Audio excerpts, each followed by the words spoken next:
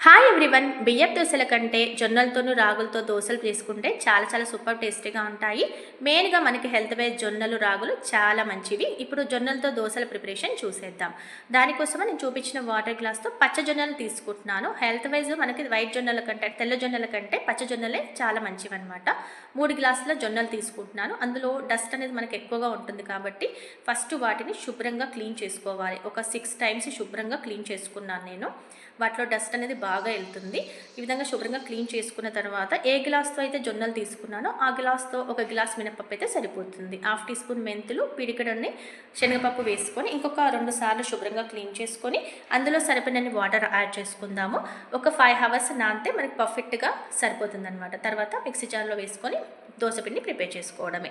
Mixie జార్లో వేయడానికి ఒక 5 మినిట్స్ ముందు నేను పేపర్ అటుకులు కాకుండా మనకి చుడువ అటుకులు దొరుకుతాయి కదా, వాటిని నానబెట్టుకోవాలి. ఒక 5 మినిట్స్ నానబెట్టుకుంటే సరిపోతుంది. తర్వాత ఈ విధంగా జొన్నల్లోకి కొంచెం అటుకులు వేసుకొని వాటర్ యాడ్ చేసుకొని దోశపిండిని ప్రిపేర్ చేసుకోవాలి. ఈ విధంగా మనం అటుకులు వేసుకుంటే దోశలు అనేవి క్రిస్పీగా రెడ్ కలర్లో చాలా బాగుంటాయి. నేను నైటే అందులోకి కొంచెం సాల్ట్ యాడ్ చేసుకొని ఈ విధంగా కలుపుకొని క్యాప్ పెట్టేసుకున్నాను. మనం మార్నింగ్ చూసేసరికి పిండి అనేది చక్కగా పొంగిపోయింది. చూడండి ఎంత చక్కగా పొంగిపోయిందో. ఈ విధంగా ఒకసారి పిండిని కలుపుకున్న తర్వాత దోశ పిండి కొంచెం మనకి లూజ్గా ఉంటేనే బాగుంటుంది కాబట్టి కొన్ని వాటర్ యాడ్ చేసుకుంటున్నాను. కొంచెం జీలకర్ర యాడ్ చేసుకుంటున్నాను. జీలకర్ర వేసుకుంటే మనకి దోశ తింటున్నప్పుడు చాలా బాగుంటుంది. కొంచెం జీలకర్ర కూడా వేసుకోండి, బాగుంటుంది. ఈ విధంగా కలుపుకున్న తర్వాత పెనం హీట్ అయ్యాక ఫస్ట్ మనము వేడెక్కిన తర్వాత లో ఫ్లేమ్లో పెట్టుకొని దోశ వేసుకోవాలి. హై ఫ్లేమ్లో పెట్టుకొని వేడి చేసుకొని లో ఫ్లేమ్లో పెట్టుకొని దోశ వేసుకోవాలి.